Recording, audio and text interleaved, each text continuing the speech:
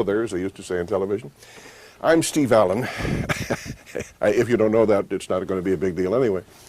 You know, millions of people are willing to spend money to be entertained. You spend a few dollars on a record, a theater, concert ticket, and Michael Jackson becomes a millionaire. I think that's a nice arrangement for you as well as for Michael Jackson, and for me too. Of course, you also have some special talents, whatever the job. If you do it well, you make life better for yourself, your family, and your neighbors. With a free market, our income is dependent on how much training we might have had, how well we do our job, and the scarcity of what we have to offer. Lucky for me, there weren't too many other Steve Allens around. But equal opportunity, that's the American dream. And that's a market economy, as Milton Friedman explained earlier in this series. Over the years, I've asked Milton for advice in understanding a number of aspects of economics and politics. He's a great teacher, and of course a defender of freedom and individual rights. On the other hand, there are people who think Michael Jackson and others who earn astronomical incomes should be prevented from doing so. They think it would be better off if income, wealth, were shared more or less evenly. Now, as a bare abstract idea, there is something appealing about that. Michael obviously doesn't need to earn 50 or 100 million a year, and there are certainly those who have practically no money at all. So, as I say, there have been philosophers over the centuries who have tried to diminish poverty by limiting the income at the top end of the scale. But the problem with that admittedly charming idea is that it has never worked. The Pilgrims tried a form of socialism over 300 years ago. Unfortunately for their fair-minded plans, they prospered only after they were allowed to keep for themselves all the food they grew and to use it or sell it as they saw fit. Now, to turn back the clock to the early days of the Communist Revolution in Russia, the basic aim, again, was to share the wealth. But, again, it didn't work. It had to be enforced with harsh laws, machine guns, and barbed wire. And in terms of pure economics, it was a failure. The end result was near poverty for all.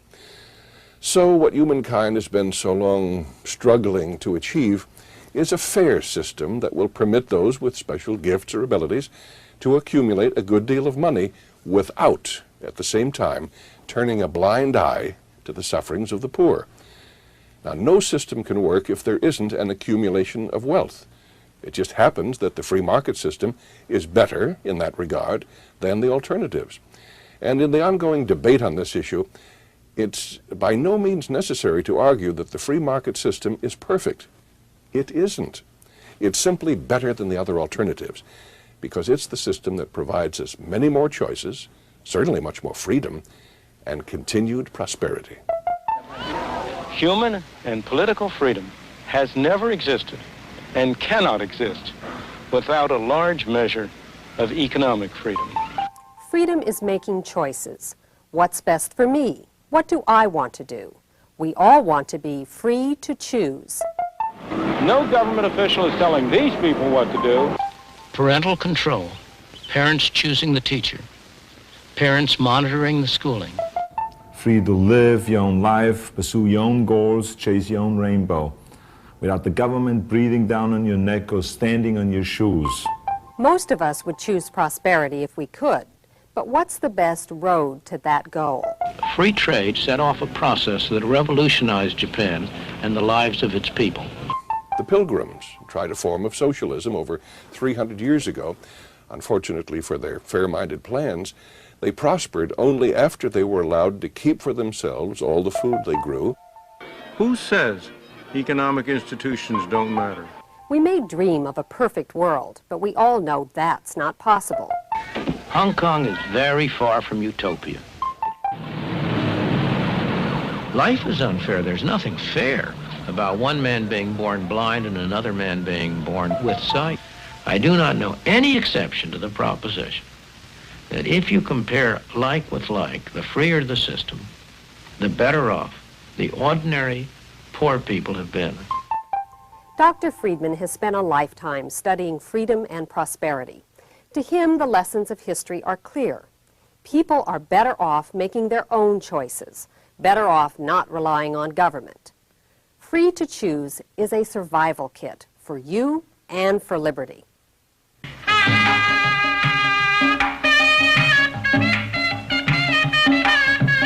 From Victorian novelists to modern reformers, a favorite device to stir our emotions is to contrast extremes of wealth and of poverty. We are expected to conclude that the rich are responsible for the deprivations of the poor, that they are rich at the expense of the poor.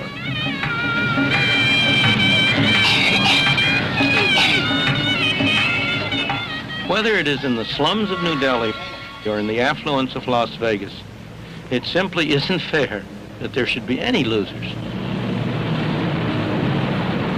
Life is unfair. There's nothing fair about one man being born blind and another man being born with sight.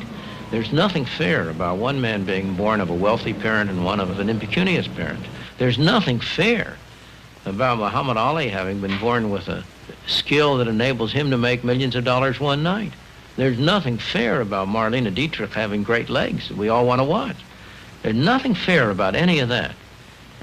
But on the other hand, don't you think a lot of people who like to look at Marlene Dietrich's legs benefited from nature's unfairness in producing a Marlene Dietrich?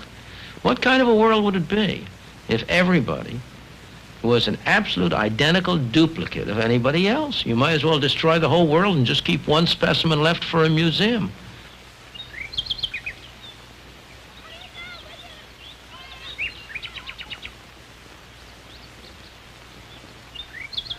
This beautiful estate, its manicured lawns, its trees, its shrubs, was built by men and women who were taken by force in Africa and sold as slaves in America. These kitchen gardens were planted and tended by them to furnish food for themselves and their master, Thomas Jefferson, the Squire of Monticello. It was Jefferson who wrote these words: "We hold these truths to be self-evident, that all men are created equal, that they are endowed by their Creator with certain unalienable rights, that among these are life, liberty, and the pursuit of happiness." These words, penned by Thomas Jefferson at the age of 33 when he wrote the Declaration of Independence, have served to define a basic ideal of the United States throughout its history. Much of our history has revolved about the definition and redefinition of the concept of equality, about the attempt to translate it into practice. What did Thomas Jefferson mean by the words, "all men are created equal"? He surely did not mean that they were equal and or identical in what they could do or in what they believed. After all, he was himself a most remarkable person. At the age of 26, he designed this beautiful house at Monticello, supervised its construction, and indeed is said to have worked on it with his own hands. He was an inventor, a scholar, an author, a statesman, governor of Virginia, president of the United States, minister to France. He helped shape and create the United States. What he meant by the words equal can be seen in the phrase endowed by their Creator. To Thomas Jefferson, all men are equal in the eyes of God. They all must be treated as individuals who have each separately a right to life, liberty, and the pursuit of happiness.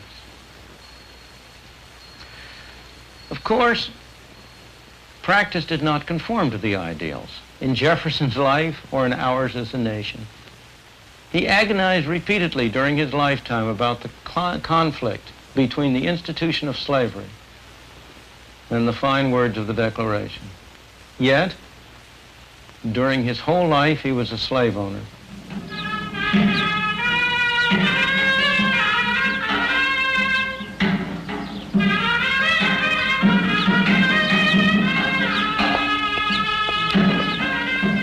This is the city palace in Jaipur, the capital of the Indian state of Rajasthan. It's just one of the elegant houses that were built here 150 years ago by the prince who ruled this land.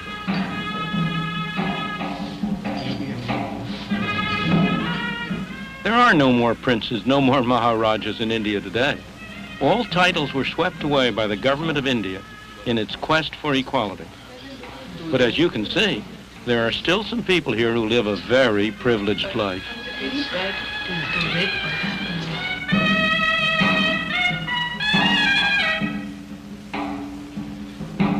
The descendants of the Maharaja financed this kind of life partly by using other palaces as hotels for tourists. Tourists who come to India to see how the other half lives.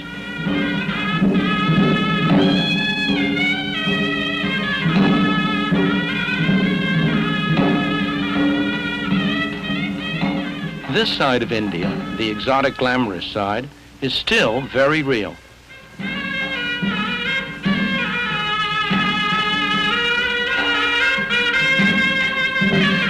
Everywhere in the world there are gross inequalities of income and wealth. They offend most of us. A myth has grown up that free market capitalism increases such inequalities, that the rich benefit at the expense of the poor. Nothing could be further from the truth. Wherever the free market has been permitted to operate, the ordinary man has been able to attain levels of living never dreamed of before. Nowhere is the gap between rich and poor. Nowhere are the rich richer and the poor poorer than in those societies that do not permit the free market to operate, whether they be feudal societies where status determines position, or modern centrally planned economies where access to government determines position. Central planning was introduced in India in considerable part in the name of equality. The tragedy is that after 30 years, it is hard to see any significant improvement in the lot of the ordinary person.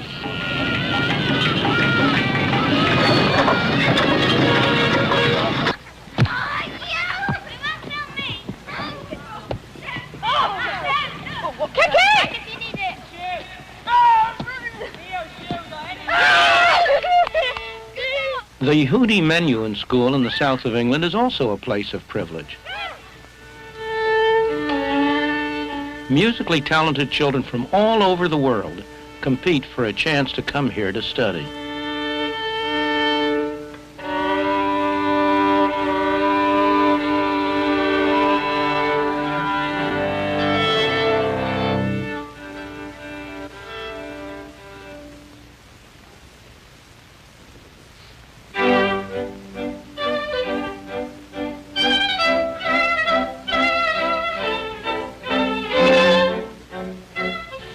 Much of the moral fervor behind the drive for equality comes from the widespread belief that it is not fair that some children should have a great advantage over others simply because they happen to have wealthy parents.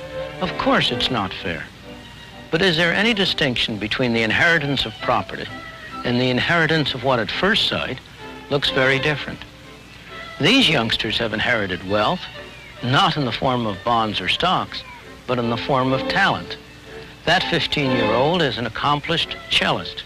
His father is a distinguished violinist. It's no accident that most of the children at this school come from musical families. The inheritance of talents is no different from an ethical point of view from the inheritance of other forms of property, of bonds, of stocks, of houses, or of factories. Yet many people resent the one, but not the other.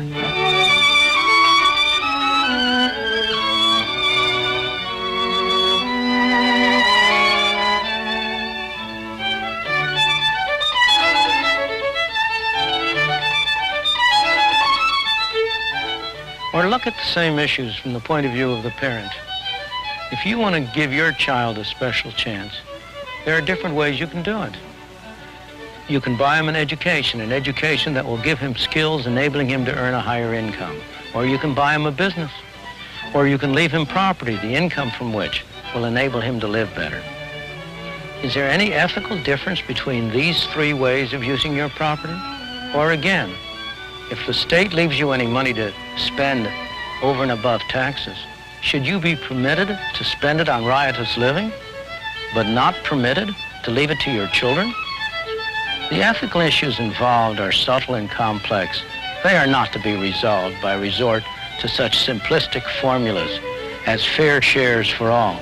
Indeed, if you took that seriously, it's the youngsters with less musical skill, not those with more, who should be sent to this school in order to compensate for their inherited disadvantage.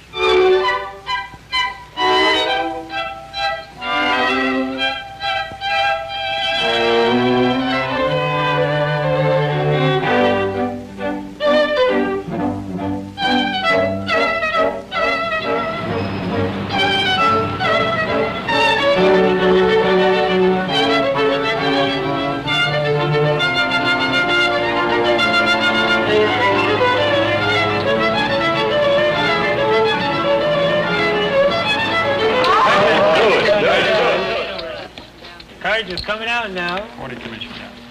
Highway, your players saying they have nothing. Banker has 2 draw 1 card for you. Draw to be nothing. Can I lose? To tie here, nothing, nothing. 320 on the tie. And 160. Against the marker, 1. Hey, banker.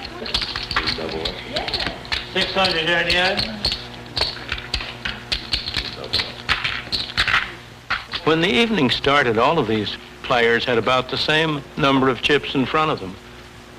But as the play progressed, they surely didn't. Some won, some lost. By the end of the evening, some of them will have big pile of chips, others will have small ones. There'll be big winners, there'll be big losers. In the name of equality, should the winnings be redistributed to the losers so that everybody ends up where he started? That would take all the fun out of the game. Even the losers wouldn't like that. They might like it tonight. But would they come back again to play if they knew that whatever happened, they'd end up exactly where they had started?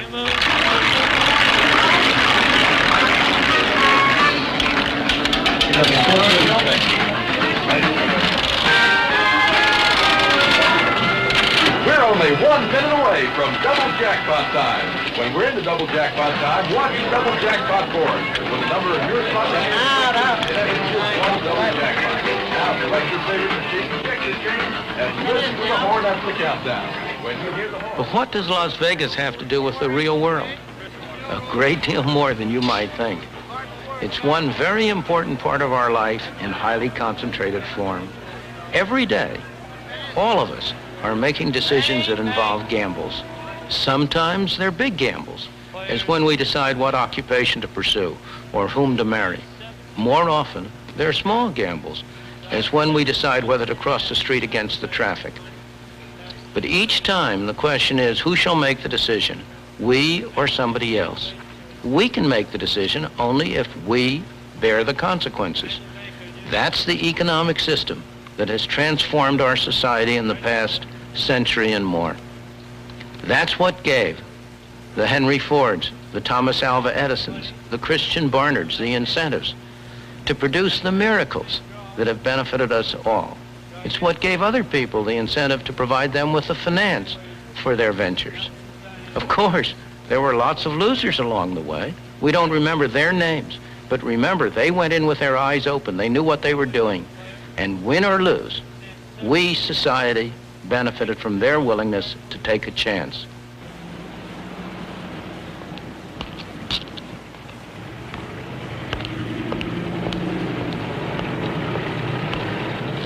Lensman Allman has an idea.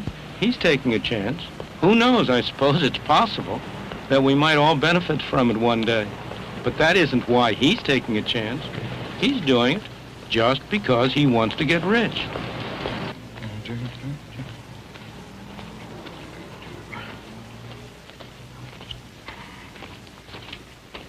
This is his business headquarters in Las Vegas. Empty, except for the idea that he shares with his partner, who will handle the production end of the venture when things really get going.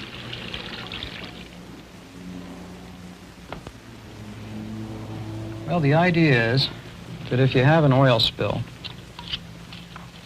in the ocean or in the river, you want to try and get it under control. And what I'm going to simulate here is put some of this oil down. There's your oil spill of major proportions. I'll this product, what I can do is, unfortunately, what I can't show you here is that if you put this product down with the application system, you ring the oil spill in such a manner. Now, the application system will make it much finer and it'll control this. I don't know if you can see what's happening to the oil yet, but it's just literally being drawn into this stuff. Now, as I spray it across the top, now it's starting to draw it in. Now, I've got way more than I need. This controls like 10 times its weight in oil. And it will not sink. It's been chemically treated, it's cellulose. It's been chemically treated so that it will, in fact, not do anything with the water. It hates water, but it loves oil. Now, I don't know if you can see. We have containment devices, and that's what we're going to use this with. Now, you can see that it's just taken a very little amount of this oil-absorbing product, which we call oil eater, to pick this up. Now, the nice thing about it is that after that oil spill is there, we have the system to do what I'm doing with my hand, and that's pick all this up. There's the oil out of the product. Now, if you want the oil back, that's not a big problem if I can keep it all under control. The oil will come out, and there we go, allowing it. I don't know if you can see. There you go. Now, what I've done is I quit my regular job, and I mortgaged everything I've got, and it's quite a risk to do this, but the product works. You can see it works. You know, people talk to me, and they'll say, yeah, but you're crazy. You don't have a job. You don't know where the next paycheck's going to come from. As a matter of fact, I think maybe I've got $10 in my pocket right now. But I don't worry about it, because I get up in the morning, and it's my world. I own it. I can sit back and say I'm losing, or I can sit back and say I'm winning. And I can go out and change the odds in my favor.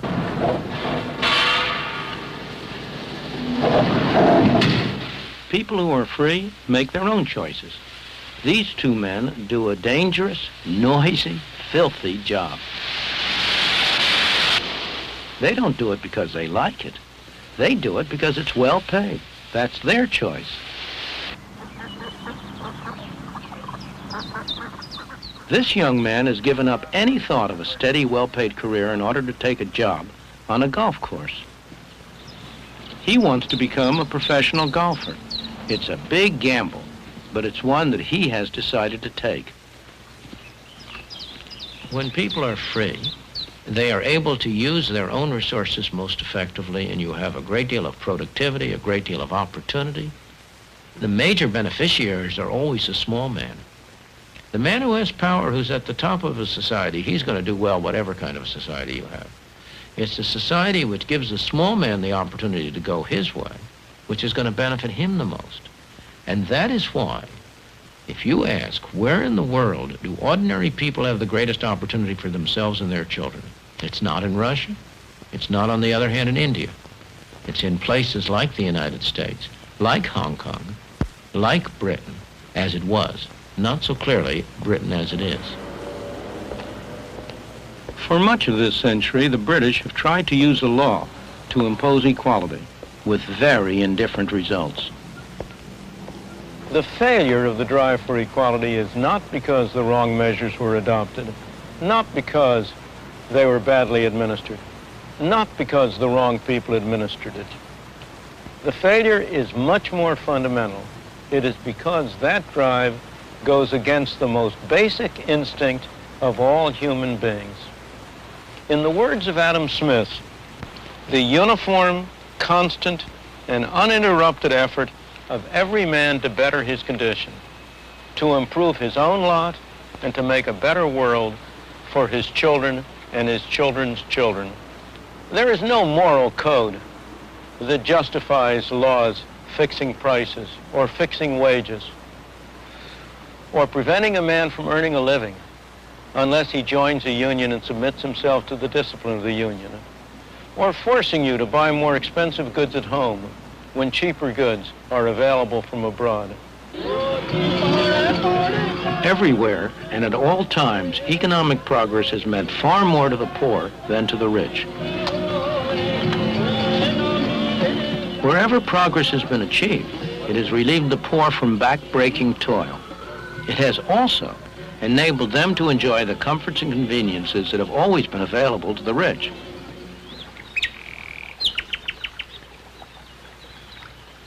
During the 19th century, and especially after the Civil War and on into the 20th century, the idea of equality came to have a much more definite and specific meaning than the abstract concept of equality before God. It came more and more to mean that everyone should have the same opportunity to make what he could of his capacities, that all careers should be open to people on the basis of their talents, independently of the race or religion or belief or social class that characterized them. This concept of equality of opportunity offers no conflict at all with the concept of freedom. On the contrary, they reinforce one another, and it is no doubt the concept that even today is most widely held. But in the 20th century, beginning especially abroad, and at a later date in this country, a very different concept, a very different ideal has begun to emerge. That is the ideal that everyone should be equal in income, in level of living, in what he has. The idea that the economic race should be so arranged that everybody ends at the finish line at the same time, rather than that everyone starts at the beginning line at the same time. This concept raises a very serious problem for freedom. It is clearly in conflict with it, since it requires that the freedom of some be restricted in order to provide greater benefits to others. The society that puts equality before freedom will end up with neither. The society that puts freedom before equality will end up with a great measure of both.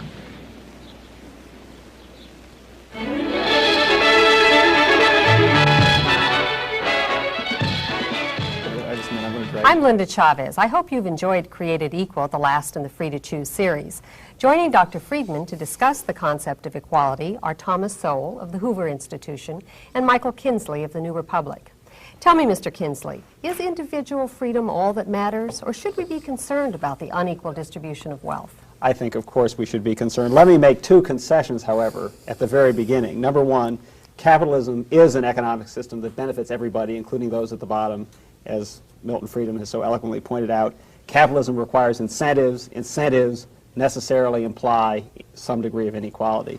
Second of all, as was pointed out towards the end of the show, even apart from economics, radical leveling experiments have been disasters for human freedom, Pol Pot, Stalin, and so on. Having made those two concessions, I do not think you have therefore said that the government has no role in promoting equality. Much of the inequality we see around us cannot be explained as capitalism working its will in textbook circumstances. Some of it is just luck, the most boring example being inherited wealth. Some of it is the result of economic activity that is capitalist but is not really productive. I think even Milton Friedman would concede there is that category. Some aspects of investment banking, Leap Up is the obvious example from the 80s.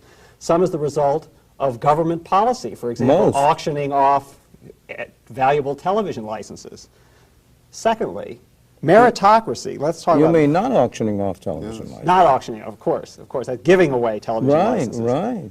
Even when capitalism is working in the textbook way, increasing everybody's wealth, much of the qualities that are being rewarded there are essentially innate. And the term meritocracy really disguises that and implies that intelligence, talent, such as the students of the Yehudi Menuhin School, are exactly the same as hard work and initiative. And it seems to me those are very different categories of reward. So because of that, I think a certain amount of government-induced redistribution is not a bad idea. But is it really redistribution, or, Dr. Sowell, is it putting people at the starting line, as Dr. Friedman said? Well, I'm still trying to see the connection between what he said before and what he said at the end. No, what the government is trying to do is to set up programs justified on the assumption that they are equalizing. I think the crucial thing is that when you try to create this equality, you don't create the equality, you create something else. I've been doing studies now for 20 years of programs designed to increase equality.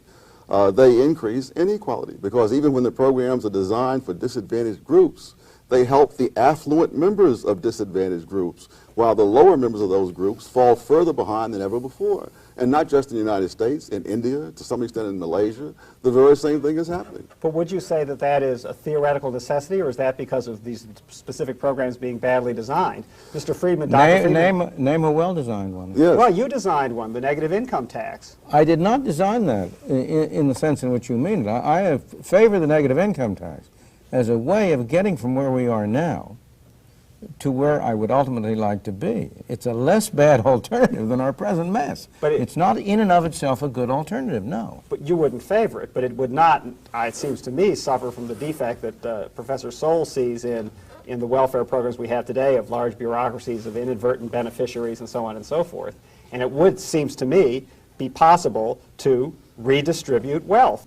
But is it a good idea to redistribute wealth? It is possible to redistribute wealth. The question is whether in the process of distributing wealth, you don't inevitably accompany it by side effects, which have the characteristic that they make things worse rather than better.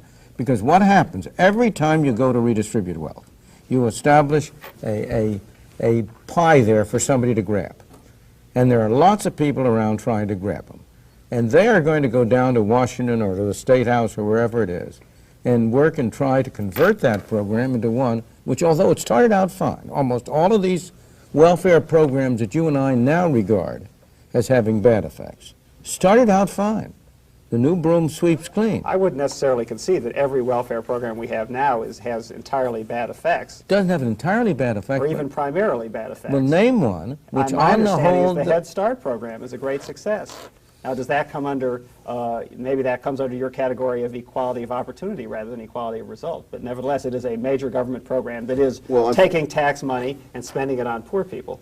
I think that if you're going to say the government should do things of that sort to help people to help themselves to rise up and meet some standards, whatever the theoretical objections might be to it, I think that the political objections are relatively minor, that very few people would argue against that. The polls that I've seen suggest that almost every segment of the society would support it. Now, then why is it that even today, 20 years or 25 years after it started, Head Start is only available to a small fraction of the people who qualify for it? Thank you. That's our whole point. Because that isn't the kind of program that can get political support. That isn't the kind of program that brings the fancy paid lobbyists down to Washington. But no, if you look at what government spends, look at what government spends, and ask yourself how much of it can be characterized as being spent for purposes that you would regard as desirable. Oh, I think you're absolutely right that the government redistribution programs very often redistribute from the worse off to the better off, or from the middle to the middle. Social Security, Medicare, the Farm Price Support Program is obviously an egregious example of that. But surely it is conservatives and Republicans and people who consider themselves allied with Professor Sowell and Professor Friedman who prevented the expansion of the Head Start program. I doubt it very much. What I think prevented the expansion of the Head Start program was the ability of the people for these other programs getting in first. Let me illustrate very directly about the kind of people you represent. The worst program from the point of view of taking money from the poor and giving it to the rich is none of those you mentioned. It's higher education in the United States. There's no program in the United States that so clearly taxes the poor to benefit the people of the present rich and of the people who are going to be rich. I mean the student loan program. It's not only the students, it's state universities in every state. It's total government spending on higher education, whether in the form of so-called loan programs, most of which are grant programs, or in the form of straight. Now, have you had any, let me ask you, which lobby has been more influential? The lobby in favor of expanding that program, or the lobby in favor of expanding the Head Start program? Well, yeah, I'm going to dig myself into a hole here, but how far do you push this logic? Do you put why higher education and not secondary and primary Oh, I education. agree on secondary. I'm in favor of, I think the same thing is true in secondary and primary, except that secondary and primary, from a redistributive point of view, is not as bad. Because everyone goes. That's Just right. about everyone goes. And it has it's compulsory. Personally, I'm in favor of privatizing secondary and primary and ultimately getting rid of government subsidy, except, and here I would agree, and here I'm going to go to your side, that I would agree that there remains a residual necessity of providing for the children whose parents are, for whatever reason, not in a position to finance their schooling. Well, let me, go ahead. But, you know, I don't think it's accidental that the emphasis has been at the higher education level when it comes to money. Again, if you look at other countries, you see the same thing. When they say they're going to help the poor and the downtrodden in India, they do it by allowing preferential admission to medical schools. Well, these people out there in the villages who don't have enough to eat are not going to go to any medical schools. That they always start at the top, that they want to give out the goodies that have the prestige and the visibility. They're not interested in raising the test scores, you know, in some Harlem school. Well, surely, would you say that you would prefer it if society did not offer an opportunity for a higher education to everyone, whether they could afford it or not? Or would you prefer some other system of accomplishing that goal? You've evaded the question. What's a society? What you really mean is, would I prefer it that government not offer? That's and right. the answer is yes.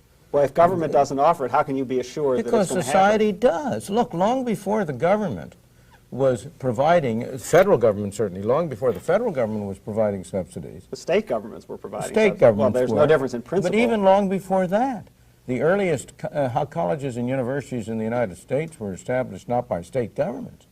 Harvard, which you went to, was established by private people. That was not an opportunity to go to Harvard is not universally available. Am I naive? My impression was that the GI Bill after World War II, correct me if I'm wrong, gave millions of people who otherwise would not have had the opportunity to go to higher education to go. What I would say is, let's have a system where I think there are abuses. The student loan program was clearly redistribution, but the basic principle that it is the role of government to make sure that everyone has the opportunity who can qualify for it and who can make use of it for an excellent higher education is a good one, and you mitigate the redistributive effects of that through the income tax system. The problem is to get stuck on objectives and not on outcomes. Of course, that would be a desirable outcome. It is desirable that everybody have the opportunity. I'm not questioning that, provided he's willing to pay for it, either before or after. I do not think there's any justification whatsoever for people who do not go to college subsidizing people who do. Well, surely, I mean, I think if you want to set up a system where you can, you loan the money, you pay it back over the long run, I think that's fine. Surely, a progressive income tax system roughly approximates precisely that system. The people who go to college have higher opportunity, they end up making more money, and under a progressive tax system, they will therefore pay more money over the course of their lives to the government, which will be used to fund this system, among other things. You mean you sort of reinvented the wheel here, it You seems mean to a me. graduated income tax system, because what's called a progressive income tax system is not progressive at all. If you look at the actual payment of taxes by the populace, it is not true, fortunately, I would say, that higher income classes pay a higher percentage of their income. I'm with you on that. You're arguing my side of the fence once No, again. but each time you see, you look forward in hope. Yes, in other words, you keep telling me how these are wonderful ideas, it's just that they never work out in practice. It's like the Marxists who are telling us that Eastern Europe wasn't really socialism. Nothing that ever existed on this earth was ever really socialism. It's only in their imagination. At some point you have to ask yourself, could it be that this principle cannot work out in practice with human beings as they exist on this planet? Let me say two things to that. Number one, I'm certainly not saying that it never works out in practice. I think that, for example, the University of California higher education system is actually one of the jewels of Western civilization. I've taught in that system, and do you really wish it didn't exist? Yes. Well, you mean it's the jewel of Western civilization that California, which has the most extensive state system of schooling in the country, should have a smaller fraction of youngsters of the age of 60, of the appropriate age, graduate from college than the average for the country? That's a fact. Why is it a fact? Because they're spending too much on Berkeley? Is that? No. Because the kids who go to California's universities and colleges drop out. 50% of the people who enter as freshmen in UCLA drop out before they graduate. And why? Why? Because this is a state system in which you have entry is essentially widespread and free, and the result of it is the quality of the schooling that is given is very low. It's a place where people go to have a good time, not to have an education. It's a nice interlude between high school and the real world. And it's because, let me ask you something. Do you really think that people appreciate something they don't pay for? I didn't pay for my higher education, and I certainly appreciate it. You're one of the rare people. That's not my impression. My impression. You will agree that in general. As a general principle of life, certainly. People, if they don't pay for it, if they get it for nothing, they value it at nothing. And what happens is that insofar as there are any large number of people like that, any large number of kids who go to college just because it's an easy, cheap, free, pleasant thing to do, it destroys it for the ones who would like to get something out. Whenever you're giving away, whenever the government is giving away things instead of simply redistributing money, obviously there are inefficiencies. Anything that's free, like people use too much water if their water isn't metered. Higher education, no doubt, suffers from the same fact. I'm going to get to something else that Tom Sowell said, this analogy to socialism, which is one of the things that sticks in my craw. As I said at the beginning, obviously, there are levels of redistribution that are nightmares. And I do not think you can analogize from socialism to the progressive income tax. No, you missed the point entirely. I was saying that you're making the argument that they're making, which is, this is a wonderful idea. It's just that when we come to specific examples of it, it always ends up in disaster. Well, and yet somehow it still remains a wonderful idea. You mentioned California. I taught there. There's another reason for the problems of the California system, and that is that the people who are in a position to appropriate the rents, as we say, do so, namely the faculty. That these are research factories. These are not teaching places. I can remember in faculty meetings, whenever I would mention the students or the taxpayers, there'd be a knowing smile as if, oh, Sowell has this thing, you know, and they would tolerate it and go on. Because it is run for the professors. I was on the faculty. Is it your impression that private universities such as Harvard, Yale, and Princeton are not run for the professors to the same degree? Not to the same degree. They are run for the professors, again, because all of them are also getting government money. But surely it's not just that. It's because they're large bureaucratic institutions. But before the government money got there, you had much higher teaching loads. For example, at Columbia, when Boston wrote this book about the teacher in the 1940s, he mentioned the teaching load at Columbia was 15 semester hours. A rural college out in the boondocks with no reputation at all would not have people teaching like that. As you poured more government money in, you got more and more people doing less and less teaching. If we can get off the issue of universities and get back to the issue for a moment of income redistribution. A fact of life, a fact of history. The greatest period of eleemosynary activity in United States history was in the 19th century when government was very small.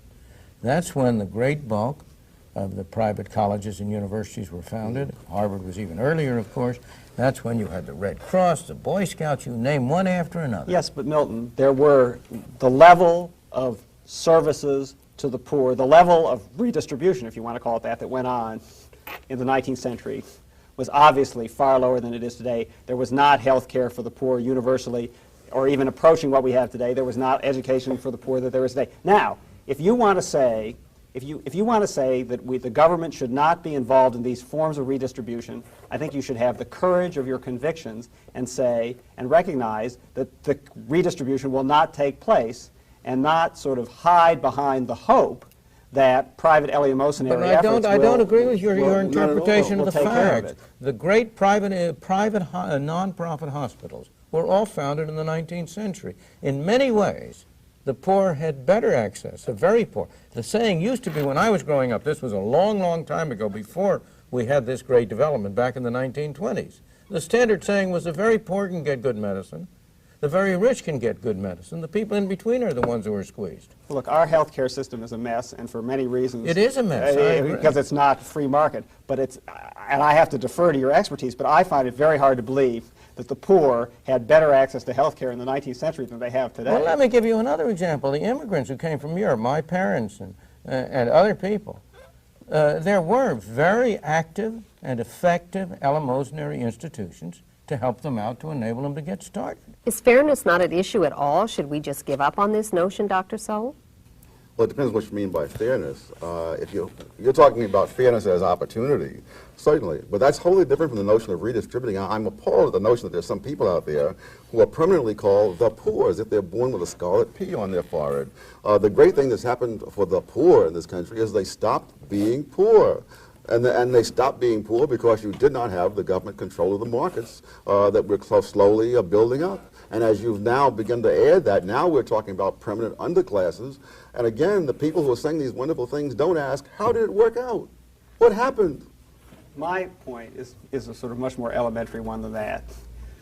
Where you end up in life's rat race is, to a large degree, a function of luck. Absolutely. It is not Absolutely. a function well, talent is luck. As you point out, inherited wealth, inherited talent, same thing. Yes. It is fate. And it seems to me that given that, if there is a way to mitigate fate somewhat with minimum damage to the economy, to the total production of the economy, that is a very good thing to do. Agreed. Agreed. So you don't have any problem with it in principle. It's only in practice that you No. I have the difference between us is altogether different. The difference between us is, I think, that you are more likely to achieve that, far more likely to achieve that, with a minimal state and a minimal government than you are with a big government. That the private economy, that the market should not be interpreted so narrowly. It includes charitable activity. It was an expression of market activity when Carnegie established private libraries all over the country. It was a mark of private activity, and a market activity when these nonprofit hospitals were established. What my argument is, that a more effective means of achieving our common objectives, our objectives are the same. I agree with you. Where people end up is tremendously amount of luck. I hope you've enjoyed Free to Choose and that you'll continue to think about the ideas we've discussed and the way they affect your lives.